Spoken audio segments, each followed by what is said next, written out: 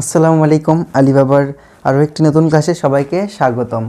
আজকের ক্লাসটা আমি মূলত যারা এই বছর 2020 সালে chemistry one non major chemistry one পরীক্ষা দিবা তাদের জন্য সাজিয়েছি। ঠিক আছে, এই ক্লাসটির নাম আমি দিয়েছি কেমিস্ট্রির ধোলাই। ঠিক আছে, এই ক্লাসের মাধ্যমে আমরা কেমিস্ট্রিকে ধোলাই করব। ঠিক আছে, তো চলো শুরু করা যাক। আজকের ক্লাসে আমরা কেমিস্ট্রি নন মেজর কেমিস্ট্রি ওয়ানের চ্যাপ্টার 2 অর্থাৎ পরমাণুর গঠন সম্পর্কে জানবো।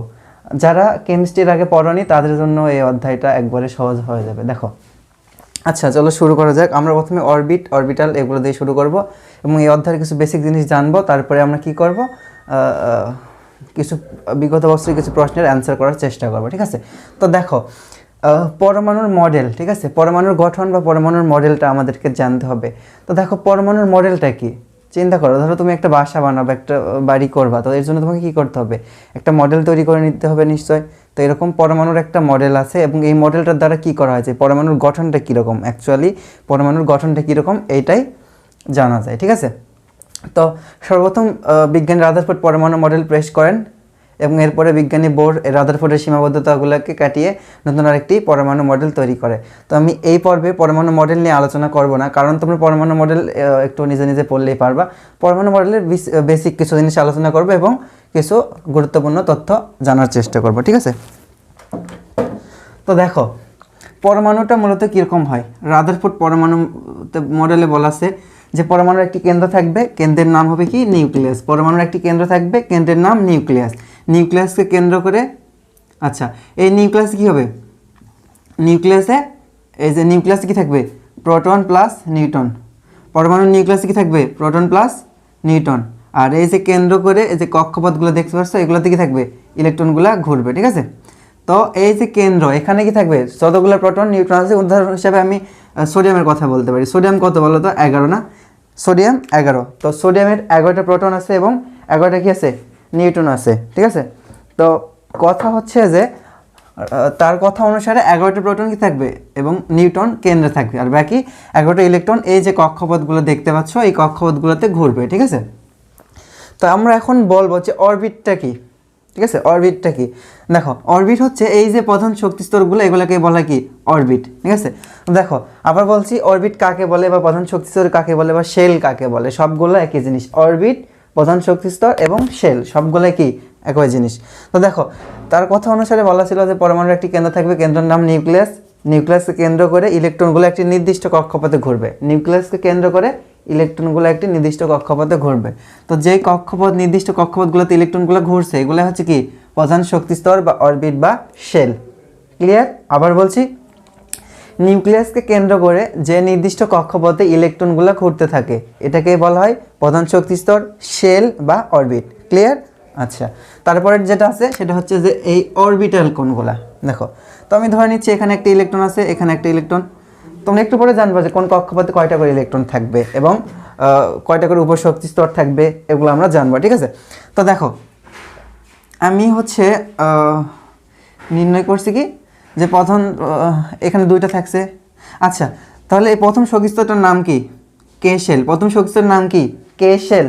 এবং কে শেল কখন হবে, n=1 হলে হবে কি কে শেল। ঠিক আছে, n=2 হলে কি হবে, এল শেল। n=3 হলে কি হবে বলো তো, এম শেল। ঠিক আছে, n=4 হলে এন শেল। তারপর n=5 হলে ও, এম, এন, ও, পি, কিউ, আর এগুলো অত দরকার নেই, আমাদের জাস্ট এই চারটা মাথায় রাখো যে কে। n=1 হলে কি হবে কে, n=2 হলে এল শেল। কে শেলের ক্ষেত্রে n=1, এল শেলের ক্ষেত্রে n=2। এখানে এন দ্বারা কি বোঝায়, এন দ্বারা প্রধান শক্তি স্তর বা এন দ্বারা হচ্ছে প্রধান শক্তি স্তর বা অরবিটালের মান, অরবিটের মান কি বলে নির্দেশ করে। ঠিক আছে, তাহলে দেখো এখন প্রত্যেকটা কক্ষপথে কতগুলো ইলেকট্রন থাকবে। এই যে প্রধান শক্তি স্তর, প্রতিটা শক্তি স্তরে 2n² সংখ্যক ইলেকট্রন থাকবে। তাহলে দেখো প্রথম শক্তি স্তরে কয়টা ইলেকট্রন থাকবে, এন এর মান বসাও 1, তাহলে 2 গুণ 1 এর উপর স্কোয়ার কত হয় 2। দ্বিতীয়টার ক্ষেত্রে 2 গুণ 2 এর উপর স্কোয়ার, তাহলে কত হয় 4, 8। তৃতীয়টার ক্ষেত্রে 2 গুণ 3 এর উপর স্কোয়ার বসাও, কত হয় 9, 18। ঠিক আছে, চতুর্থের ক্ষেত্রে 2 গুণ 4 এর উপর স্কোয়ার 16, 32। ক্লিয়ার? প্রথম শক্তি স্তরে কয়টা ইলেকট্রন থাকবে? 2টা। দ্বিতীয় শক্তি স্তরে কয়টা থাকবে? 8টা। তৃতীয় শক্তি স্তরে কয়টা থাকবে? 8টা। চতুর্থ কয়টা থাকবে? 32টা। এখন কয়টা থাকবে এটা কীভাবে নির্ণয় করবো? এটা নির্ণয় করার জন্য সূত্র হচ্ছে কি 2n²। তাহলে প্রতিটা শক্তি স্তরে 2n² সংখ্যক ইলেকট্রন থাকবে। ক্লিয়ার? আচ্ছা, এই গেল অরবিট। এখন অরবিটাল কি বা উপশক্তি স্তর কি? মাথায় রাখবা, অরবিট মানে প্রধান শক্তি স্তর, অরবিটাল মানে কি উপশক্তি স্তর। ঠিক আছে? আচ্ছা, তাহলে অরবিট গেল, যে কক্ষপথগুলোতে ইলেকট্রন ঘুরছে এগুলো কি? এগুলো হচ্ছে অরবিট। আর অরবিটালটা কি?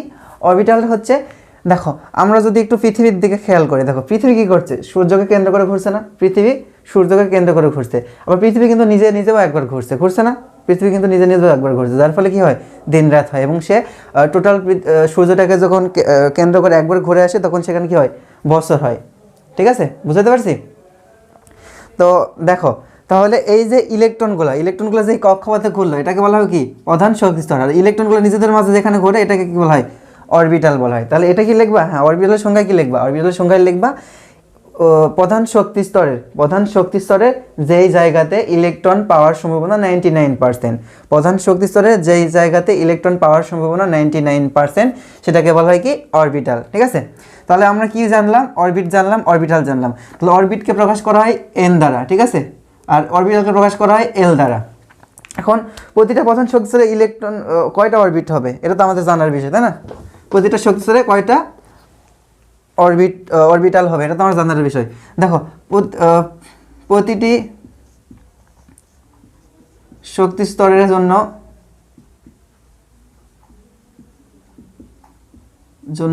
এল এর মান হবে কত? 0 থেকে শুরু করে n-1 পর্যন্ত। কি বললাম? প্রতিটা শক্তি স্তরের জন্য এল এর মান কত হবে? 0 থেকে শুরু করে n-1 পর্যন্ত। ক্লিয়ার? আবার বলছি, প্রতিটা শক্তি স্তরের জন্য উপশক্তি স্তর এল এর মান হবে কত? 0 থেকে শুরু করে n-1 পর্যন্ত। দেখো, যখন n=1 ছিল তখন কি? কে শেল। যখন 2 ছিল তখন এল শেল। l=3 হলে এম শেল। n=4 হলে এন শেল। ঠিক আছে, সেই রকম এই উপশক্তি স্তরের জন্য এরকম আছে। l যদি 0 হয় তাহলে কি হবে? l 0 হলে এস অরবিটাল। ঠিক আছে, অরবিটাল। l 1 হলে ফি। l যদি 2 হয় ডি অরবিটাল। ঠিক আছে, l যদি 3 হয় তাহলে কি? F orbital. তোমরা জানো ইলেকট্রন বিন্যাস করার সময় আমরা 1s 2s 2p 3s 3p 3d 4s 4p এগুলো আমরা ইউজ করে থাকি, তাই না? তো এগুলো কোথা থেকে ইউজ করে থাকি? এখান থেকে ইউজ করে থাকি। এল এর মান যদি 0 হয় তাহলে কি হবে? S orbital. এল এর মান যদি 1 হয় পি অরবিটাল। এল এর মান যদি 2 হয় তাহলে ডি অরবিটাল। এল এর মান যদি 3 হয় এফ অরবিটাল। ঠিক আছে, আর দেখো প্রতিটি শক্তি স্তরের জন্য এল এর মান কতটুকু হবে বলছি? এল এর মান হবে হচ্ছে 0 থেকে n-1 পর্যন্ত। তাহলে এখন আসা যাক কে শেল বা প্রথম শক্তি স্তরের জন্য কতগুলো হবে। তাহলে দেখো, প্রথম শক্তি স্তরের জন্য হবে কত? 0 থেকে শুরু করে 1-1 পর্যন্ত। তাহলে 0 থেকে শুরু করে 0 পর্যন্ত কি কি আছে? শুধুমাত্র 0 আছে। তাহলে যদি 0 থাকে তাহলে 0 হলে কি হবে? শুধুমাত্র এস অরবিটাল হবে, তাই না? তাহলে এই জন্য প্রথম শক্তি স্তরের জন্য কি হয়? এখানে লিখছি কি হয়? এস অরবিটাল হয়। এই জন্য আমরা লিখি 1s। তোমরা কিন্তু খেয়াল করে দেখবা যে 1p বা 1d কিন্তু নাই। কেন নাই? কারণ কি?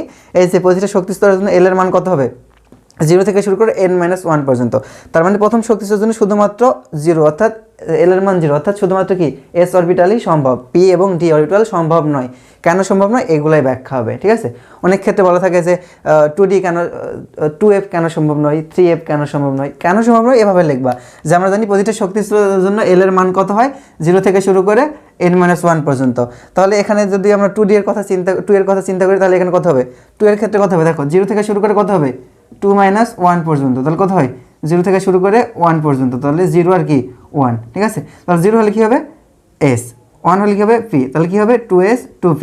কিন্তু 2d কিন্তু সম্ভব নয়। কেন সম্ভব নয় আমি বলে দিচ্ছি। কারণ কি? n-0 থেকে শুরু করে n-1 পর্যন্ত হবে। ঠিক আছে, আচ্ছা, তাহলে এই গেল উপশক্তি স্তর। তাহলে প্রথমটার ক্ষেত্রে কি হলো? 1s শুধু কি হয়? প্রথমটার ক্ষেত্রে 1s, আর দ্বিতীয়টার ক্ষেত্রে কি? 2s 2p। তারপর যদি 3 হয় তাহলে কি হবে? 0 থেকে শুরু করে 3-1 পর্যন্ত। তাহলে 0 থেকে শুরু করে 2 পর্যন্ত। তাহলে 0 থেকে 1 2 3। তাহলে 0 হলে কত? এস। তাহলে 3s 3p 3d। এফ কিন্তু 4f কিন্তু সম্ভব, 3f কিন্তু সম্ভব নয়। কেন নয় আমি এখানে বলে দিয়েছি। ঠিক আছে, তো এরকম করে দেখো। আবার চতুর্থটার ক্ষেত্রে কত হবে? 4s 4f 4s 4p 4d 4f। ঠিক আছে, বুঝতে পারছি? তো এই হচ্ছে ব্যাখ্যা কেন সম্ভব এবং কেন সম্ভব নয়। অনেক সময় বলে যে দেখো এটা এগুলোর মধ্যে 3d 2d 2f এগুলোর মধ্যে কোনটি সম্ভব এবং কোনটি সম্ভব নয় এবং কেন সম্ভব নয়, তখন বলবা যে এটা সম্ভব নয় কারণ এই যে n প্লাস n এর মান এই জন্য সম্ভব নয়, ঠিক আছে। আচ্ছা, তাহলে এগুলাকে বলা হয় কি অরবিট এবং অরবিটাল। তাহলে অরবিট অরবিটাল নিশ্চয়ই ক্লিয়ার হয়ে গেছে, প্রধান শক্তি স্তর উপ শক্তি স্তর, ঠিক আছে। তারপর আমরা আসি ইলেকট্রন বিন্যাস। এখন আমরা ইলেকট্রন বিন্যাস করব, কি করবো বলো তো, ইলেকট্রন বিন্যাস, ঠিক আছে। আজকে আমরা এই পরমাণুর একবারে পোস্টমর্টম করে ফেলবো, ঠিক আছে, তো তার কোনো কিছু বাকি না থাকে। আচ্ছা দেখো, তাহলে ইলেকট্রন বিন্যাস কিভাবে করবে বলো তো, ইলেকট্রন বিন্যাস কি করলেই হবে? হ্যাঁ, ধরো যে আমরা জানি কি 1s 2s 2p 3s 3p 3d 4s 4p 4d 4f 5s 5s 5p 5d 5f, তাই না? এটা তো আমরা জানি। তো এখন কি আমরা কি এই ক্রম অনুসারে ইলেকট্রন বিন্যাস করবো নাকি? অবশ্যই এই ক্রম অনুসারে করবো না, ইলেকট্রন বিন্যাসের একটি নিয়ম আছে, ঠিক আছে। ইলেকট্রন বিন্যাসের কি আছে? একটি নিয়ম আছে। তো ইলেকট্রন বিন্যাসের নিয়মটা কি দেখো তো ভাইয়া, ইলেকট্রন বিন্যাসের নিয়ম হচ্ছে যার n প্লাস l এর মান কম সেই অরবিটালে, যার n প্লাস n এর মান কম সেই অরবিটালে আগে ইলেকট্রন যাবে, ঠিক আছে, আগে ইলেকট্রন যাবে। যার n প্লাস n এর মান কম সেই অরবিটালে আগে ইলেকট্রন যাবে, যার n প্লাস n এর মান কম সেটাতে আগে ইলেকট্রন যাবে। তো n প্লাস n এর মান কি ভাইয়া বলো তো? n এর মান কি? n মানে হচ্ছে প্রধান শক্তি স্তর, l মানে কি উপশক্তি স্তর। তো তুমি একটু খেয়াল করে দেখো এখানে 1s 2s 2p 3s 3p 3d 4s 4p এগুলোর মধ্যে কোনটাতে ইলেকট্রন যাবে? তো আমরা যার n প্লাস n এর মান হচ্ছে কম সেটাতে আগে ইলেকট্রন দেবো। যেমন তুলনামূলক আমি যদি বলি যে 3d আগে যাবে না 4s আগে যাবে বলো তো ভাইয়া? তাহলে দেখো 3dর ক্ষেত্রে আর 4s, 3d ক্ষেত্রে কত প্রধান শক্তি স্তর n এর মান কত বলো তো? n এর মান হচ্ছে 3, আর d যদি হয় আমরা তো আগেই বলে দিচ্ছি d এর ক্ষেত্রে কত হয়, s হলে 0 p হলে 1, কার মান? l এর মান। s ইকুয়াল 0 হলে সরি s হলে l ইকুয়াল 0, p হলে l ইকুয়াল 1, d হলে l ইকুয়াল 2 এবং f হলে l ইকুয়াল 3, ঠিক আছে। তো মানগুলো বসাও। 3d এর ক্ষেত্রে কী হবে? 3 প্লাস sp d, তাহলে কত হবে? 2, ঠিক আছে। তাহলে এর ক্ষেত্রে কত হলো? 5। এর ক্ষেত্রে দেখো তো ভাইয়া, আচ্ছা আমি আরেকটা নেই 3p, তারপর 3pটা করো, 3 পিছনে কত হবে? 3 প্লাস p হলে কত হয়? 1, তাহলে কত হলো বলো তো? 4। এটার মান করো 4, s হলে 0, তাহলে কত হয়? 4। এখন একটু খেয়াল করে বলো তো ভাইয়া যে এইটাতে আগে ইলেকট্রন যাবে না এইটাতে আগে ইলেকট্রন যাবে না এইটাতে আগে যাবে? হ্যাঁ, সহজেই বলে দেবা যার n প্লাস n এর মান কম সেটাতে আগে ইলেকট্রন যাবে। তো সেই অনুযায়ী তো আগে এইটাতে এবং এইটাতে যাবে, তারপর এইটাতে যাবে। এখন কথা হচ্ছে যে এইটাতে আগে যাবে না এইটাতে আগে যাবে বলো? এখানে একটু সমস্যা হয়েছে না? হ্যাঁ, এটা সলভ করার আরেকটা নিয়ম আছে। 1 নম্বর নিয়মে বলা আছে যার n প্লাস n এর মান কম সেটাতে আগে ইলেকট্রন যাবে, যার n প্লাস n এর মান বেশি সেটাতে পরে ইলেকট্রন যাবে, সেই অনুসারে এটাতে পরে যাবে এবং এই দুটোতে আগে যাবে। এখন এই দুটার ক্ষেত্রে দেখো এরও n প্লাস n এর মান সমান, এরও n প্লাস n এর মান সমান। যদি n প্লাস n এর মান সমান হয়, যদি n প্লাস n এর মান সমান হয় তাহলে কি হবে? যার n এর মান কম, যার n এর মান কম, যার n এর মান কম, তাহলে আমি খেয়াল করে দেখো তো ভাইয়া এটার n এর মান কম না এটা n এর মান কম? হ্যাঁ, এখানে n প্লাস n এর মান 4, এখানে n প্লাস n এর মান 4, কিন্তু এখানে n প্লাস n এর মান কত? 3, আর এখানে n এর মান 4। সো আমরা এই তিনটার মধ্যে বলতে পারি কি যে আগে 3p তে ইলেকট্রন যাবে, তারপরে 4s এ ইলেকট্রন যাবে, তারপরে 3d তে যাবে। ক্লিয়ার? এখন এখান থেকে যে ধরনের প্রশ্ন আসতে পারে যে বলো তো আগে 3d তে ইলেকট্রন যাবে নাকি 4s এ যাবে? তোমাকে বলবে যে কোনো একটা ইলেকট্রন দিয়ে ইলেকট্রন বিনাশ করে বলো দেখো এখানে কেন 3d তে যাওয়ার আগে 4s এ গিয়েছে বলো? তখন বলবা যে আমরা জানি যার n প্লাস n এর মান কম সেখানে আগে ইলেকট্রন যাবে, এবং দুইটার যদি n প্লাস n এর মান সমান হয় সেই ক্ষেত্রে যার n এর মান কম সেটাতে আগে ইলেকট্রন যাবে, ঠিক আছে। সেই অনুসারে মান বের করবা, দেখবা যে যার n প্লাস n এর মান কম সেটাতে আগে ইলেকট্রন যাবে, আর দুইটার যদি n প্লাস n এর মান সমান হয় সেই ক্ষেত্রে কি হবে? যে এটার হচ্ছে n এর মান কম সেটাতে আগে ইলেকট্রন যাবে। বুঝতে পারছি? আচ্ছা, এই গেল ইলেকট্রন বিন্যাস। তাহলে আমাদের অরবিটাল ইলেকট্রন বিন্যাস ডান।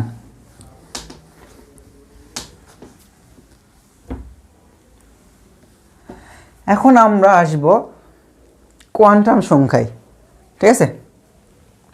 কিসে আসবো? কোয়ান্টাম সংখ্যা।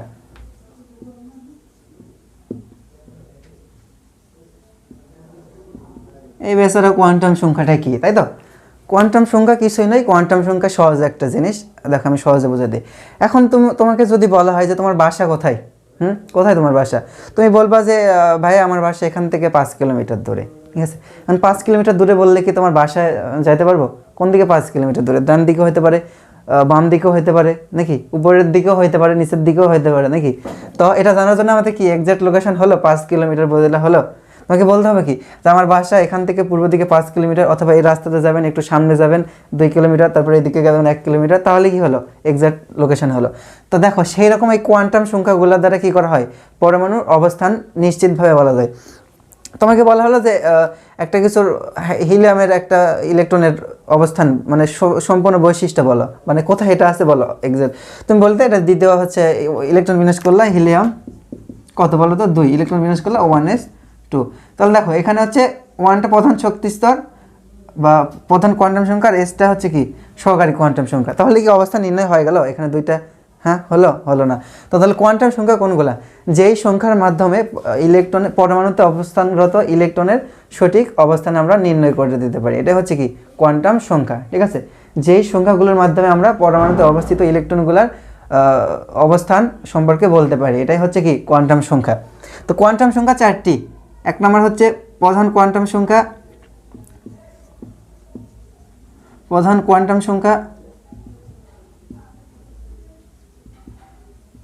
2 নম্বর হচ্ছে সহকারী কোয়ান্টাম সংখ্যা,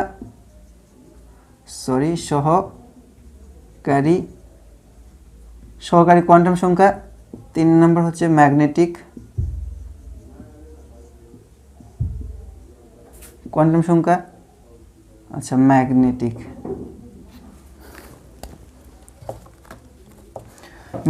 কোয়ান্টাম সংখ্যা। 4 নম্বর হচ্ছে স্পিন কোয়ান্টাম সংখ্যা।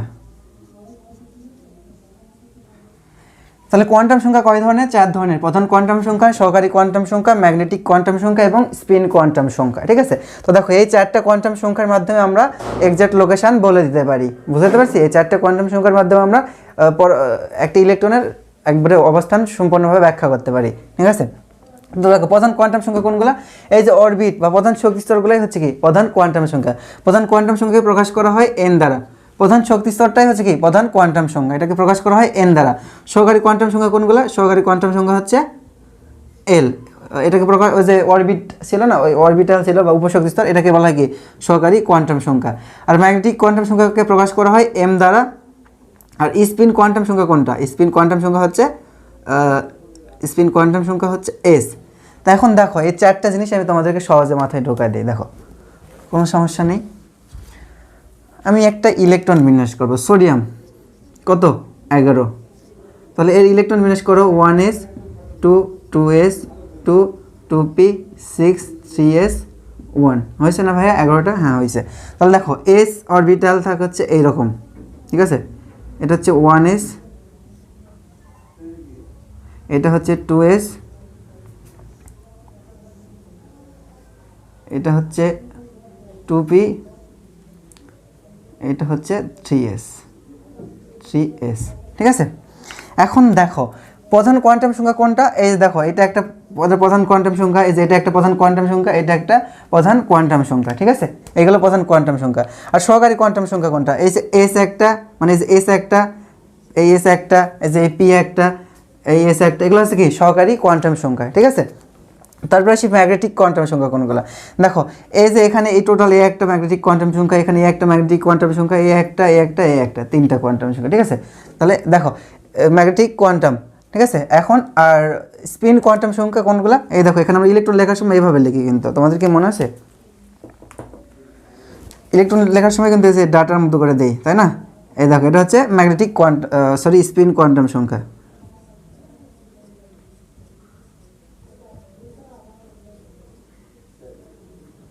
দেখো এইভাবে কিন্তু লেখা হয়, যে এখানে 2টা, এখানে 2টা, এখানে 6টা, এখানে আচ্ছা এখানে একটা ছিল, তাই না?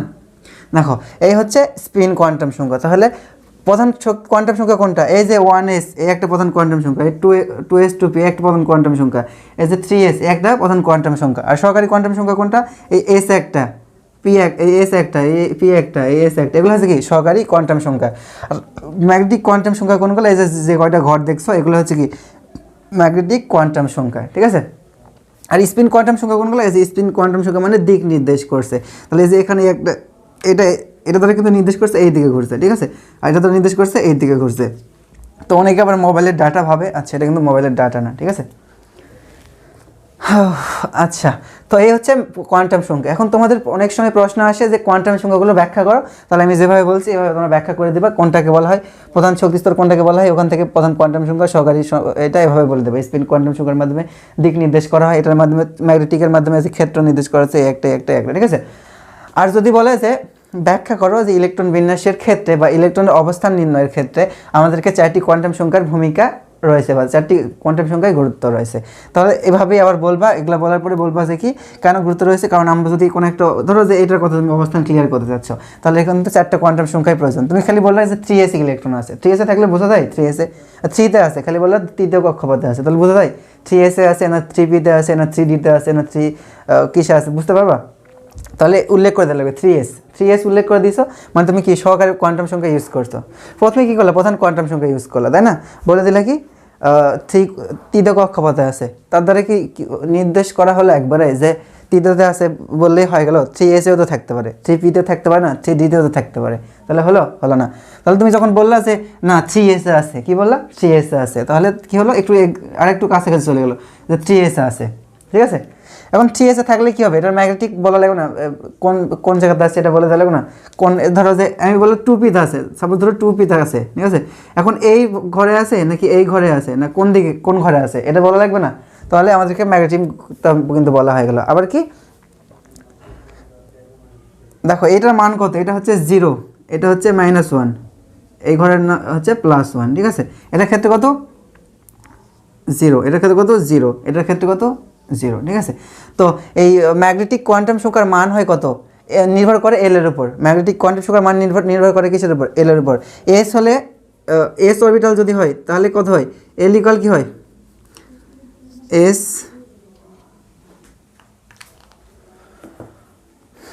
যদি এস অরবিটাল হয়, এস অরবিটাল হলে এল ইকুয়াল কী হয় বলো তো 0, সেই ক্ষেত্রে ম্যাগনেটিক কত হবে, এম এর মান হবে কত 0। আর যদি পি অরবিটাল হয় তাহলে এল এর মান কত হবে, পি এর ক্ষেত্রে এল এর মান কত হবে বলো তো, এল এর মান হবে হচ্ছে 1, আর এর মান এম এর মান কত হবে -1 0, আর এটা হচ্ছে কি +1। তারপরে ডি যদি হয় তাহলে এল ইকুয়াল কত হবে, এল ইকুয়াল হবে 2, তাহলে কত হবে -2 -1 0 +1 +2, ঠিক আছে। তো যে এটা কিন্তু পি এরটা 3 ঘর, ডি এরটা হলে আবার 4 ঘর হবে, ঠিক আছে, 5 ঘর হবে, 1 2 3 5, ঠিক আছে। তাহলে দেখো এটা হচ্ছে -2, এটা হচ্ছে -1, এটা হচ্ছে 0, এটা হচ্ছে +1, এটা হচ্ছে কি +2, এভাবে নির্দেশ করো। এফ হলে কয়টা হবে, 7টা হয়ে যাবে, ঠিক আছে। কারণ এফ এর ক্ষেত্রে মান কত 3, এফ এর ক্ষেত্রে এল ইকুয়াল কত 3, তাহলে 3 হলে কত হবে -3 -2 -1 0, তারপর হচ্ছে +1 +2 +3, বুঝতে পারছি 1 2 3 4 5 6 7। তাহলে 4f এর ক্ষেত্রে ম্যাগনেটিক কোয়ান্টাম সংখ্যা কত হবে 7টা হবে, ঠিক আছে। তাহলে এই এম এর মানটা নির্ভর করে কার উপর, সহকারী কোয়ান্টাম সংখ্যা এল এর উপর, ঠিক আছে। এল যদি 0 হয় তাহলে এম এর মান কত হবে 0, এল যদি 1 হয় তাহলে কত হবে -1 0 +1, এল যদি 3 হয় তাহলে কত হবে -3 -2 -1 0 +1 +2 +3, ক্লিয়ার। তারপর আসি স্পিন।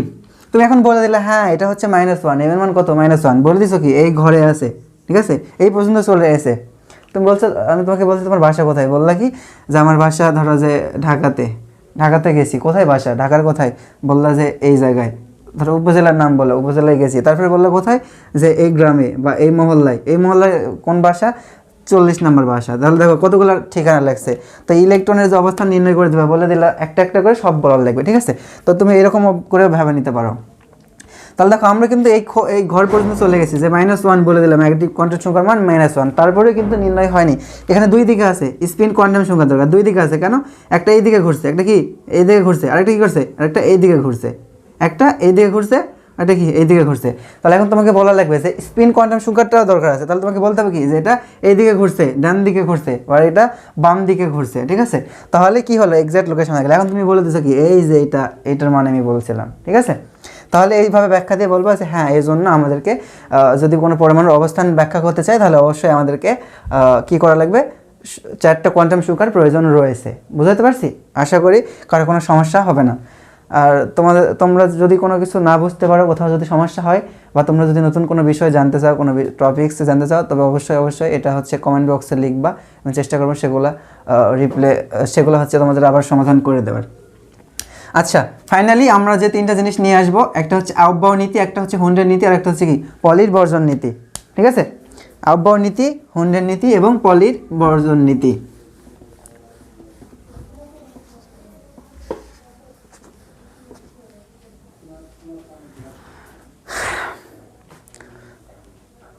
দেখো, আউটবাউ নীতিটা হচ্ছে কি,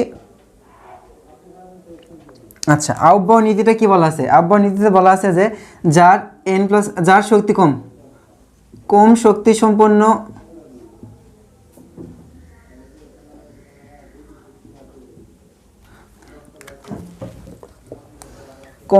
সম্পন্ন আচ্ছা আমি একটু আন্তরিকভাবে দুঃখিত, আমার পেনের কালি সব শেষ, কালি ভরতে সময় লাগবে, আমি একটু এমনি চালাই নিই। আচ্ছা, আউটবাউ নীতিটা কি বলছে দেখো, আউটবাউ নীতিতে বলা আছে যার শক্তি কম, অর্থাৎ কম শক্তি সম্পন্ন অরবিটালগুলোতে, কম শক্তি সম্পন্ন অরবিটালগুলোতে কি করবে, আগে ইলেকট্রন যাবে। ঠিক আছে, যেমন আমি যদি বলি আগে 2s এ যাবে নাকি 2p তে যাবে, 2s এ যাবে নাকি 2p তে যাবে, তাহলে দেখো কার শক্তি কম, মানে বলছি কি কম শক্তি সম্পন্ন অরবিটালগুলোতে আগে ইলেকট্রন যাবে।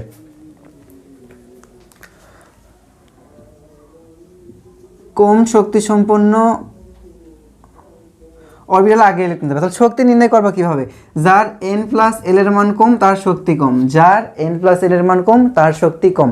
তাহলে আউটবাউ নীতিতে কি বলা আছে? আউটবাউ নীতিতে বলা আছে কম শক্তি সম্পন্ন অরবিটালগুলোতে আগে ইলেকট্রন যাবে এবং সেই অরবিটালগুলো পূর্ণ করার পরে যদি ইলেকট্রন থাকে তাহলে আমরা কি করব, পরবর্তী উচ্চ শক্তি সম্পন্ন অরবিটালগুলোতে ইলেকট্রন দেব ধারাবাহিকভাবে। বুঝাইতে পারছি? আবার বলছি, কম শক্তি সম্পন্ন অরবিটালগুলোতে আগে ইলেকট্রন যাবে এবং ওই অরবিটালগুলো পূর্ণ হওয়ার পরে যদি আরও ইলেকট্রন থেকে থাকে সেটা পরবর্তীতে উচ্চ শক্তি সম্পন্ন অরবিটালগুলোতে যাবে। ঠিক আছে, অর্থাৎ আর শক্তি নির্ণয় করবে কীভাবে? যার n+n এর মান কম তার শক্তি কম, যার n+n এর মান কম তার শক্তি কম। ঠিক আছে, অর্থাৎ আউটবাউ নীতি অনুসারে আমরা বলতে পারি যার n+n এর মান কম সেটাতে আমরা আগে ইলেকট্রন দেব। ক্লিয়ার? অর্থাৎ এই 2s আগে ইলেকট্রন যাবেন, 2p তে যাবে। দেখো এর n+n এর মান কত? 2 + 0, তাহলে কত হয় 2, এর কত 2 + 1 কত হলো 3, তাহলে অবশ্যই আগে 2s এ যাবে তারপরে কি 2p তে যাবে। This is aufbau principle. এখন আসি হুন্ডের নীতি কি। ঠিক আছে, হুন্ডের নীতিতে বলা আছে যে ইলেকট্রনগুলো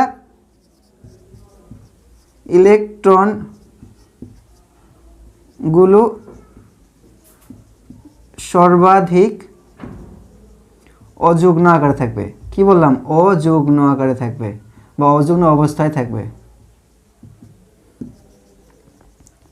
এটা আবার কি বলতো? এটা আমি বলছি কি ইলেকট্রনগুলো সর্বাধিক অযুগ্ম অবস্থায় থাকবে। ওই যে একটু আগে আমি ম্যাগনেটিক কোয়ান্টাম সংখ্যা বানালাম না, ধরো যে এই যে আমি p-এরটা বানাই। দেখো তুমি যদি নাইট্রোজেনের ইলেকট্রন বিন্যাস করো, নাইট্রোজেন কত 7, ইলেকট্রন বিন্যাস করো 1s2 2s2 2p3 তাহলে দেখো আমি শুধুমাত্র p-এরটা দেখাচ্ছি। দেখো p এর ইলেকট্রন বিন্যাস করো, p এর ক্ষেত্রে ম্যাগনেটিক কোয়ান্টাম সংখ্যা কত হয় 3টা, অর্থাৎ 3টা ঘর থাকে। ঠিক আছে, p অরবিটালের ক্ষেত্রে 3টা ঘর থাকে। তাহলে দেখো এই বেচারা হুন্ড বলছে কি, বলছে যে ইলেকট্রনগুলো সর্বাধিক অযুগ্ম আকার থাকবে। অযুগ্ম মানে বোঝো, মানে বেজোড় অবস্থায় থাকবে, সর্বাধিক সংখ্যক বেজোড় অবস্থায় থাকবে। অর্থাৎ দেখো 3p ইলেকট্রনগুলো আমি এইভাবে দিতে পারি তো না, যে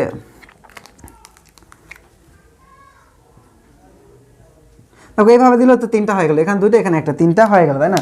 কিন্তু আসলে হুন্ড বেচারা এইটা বলেনি। হুন্ড বেচারা বলছে কি যে ইলেকট্রনগুলো সর্বাধিক বেজোড় অবস্থায় থাকবে, এখানে কিন্তু বেজোড় অবস্থায় নাই। ঠিক আছে, এটাকে হুন্ডের কথা অনুযায়ী এখানে ইলেকট্রনগুলো এভাবে থাকবে যে এখানে একটা থাকবে, এখানে একটা থাকবে, এখানে একটা থাকবে, এবং তারপরেও যদি ইলেকট্রন থাকে সেই ক্ষেত্রে তুমি এখানে একটা দিতে পারো। কিন্তু আমাদেরকে আগে চেষ্টা করতে হবে কি সর্বাধিক সংখ্যক অযুগ্ম অবস্থায় থাকবে। অর্থাৎ হুন্ড বেচারা বলছে যে প্রতিটা অরবিটালে ইলেকট্রনগুলো সর্বাধিক সংখ্যক অযুগ্ম অবস্থায় থাকবে। দিস ইজ হুন্ড প্রিন্সিপাল। ঠিক আছে, অথবা তোমাদের এখন বলবে কি যে হুন্ডের নীতি কি ব্যাখ্যা করো, এবং হুন্ডের নীতি কি, অথবা নাইট্রোজেনের ক্ষেত্রে হুন্ডের নীতি কি ব্যাখ্যা করো। তাহলে এরকম করে ইলেকট্রন বিন্যাস করবা, করে দেখাবা যে 1s এর ক্ষেত্রে এরকম 2টাই থাকবে 2 দিকে, তবে 2s এর ক্ষেত্রেও কি থাকবে 2টা 2 দিকে থাকবে, আর p-এর ক্ষেত্রে কয়টা 3টা ঘর, তাই না? তাহলে একটা একটা করে দিবা। This is Hund's principle. ঠিক আছে, এখন সর্বশেষ যেটা আছে পলির বর্জন নীতি। ঠিক আছে, পলির বর্জন নীতি। তো পলির বর্জন নীতিতে কি বলা আছে দেখো, পলির বর্জন নীতিতে বলা আছে যে একটি পরমাণুতে বা একটি অরবিটালে অবস্থিত বা একটি পরমাণুতে অবস্থিত যে কোনো দুইটি ইলেকট্রনের, একটি পরমাণুতে অবস্থিত যে কোনো দুইটি ইলেকট্রনের ক্ষেত্রে কোয়ান্টাম সংখ্যাগুলোর মান কখনোই এক হতে পারে না। একটি পরমাণুর যে কোনো দুইটি ইলেকট্রনের ক্ষেত্রে কোয়ান্টাম সংখ্যাগুলির মান কখনোই এক হতে পারে না। উদাহরণ হিসেবে আমি যদি বলি হিলিয়াম, কয়টা? দুইটা ইলেকট্রন, তাই না? তাহলে দেখো আমি যদি কোয়ান্টাম সংখ্যাগুলো নির্ণয় করি, তাহলে দেখো হুন্ডের পলির বর্জনীতি কি আমি আবার বলছি যে কোনো একটি পরমাণুতে অবস্থিত যে কোনো দুইটি ইলেকট্রনের কোয়ান্টাম সংখ্যাগুলোর মান কখনোই এক হতে পারে না। দিস ইজ পলির বর্জনীতি, ঠিক আছে? তো দেখো এখানে কী বলেছে, তাহলে এন এর মান কত হবে? দেখো তো এর ইলেকট্রন বিন্যাস করো, তাহলে 1s2, এর ক্ষেত্রে এন এর মান কত হবে? n ইকুয়াল কত হবে?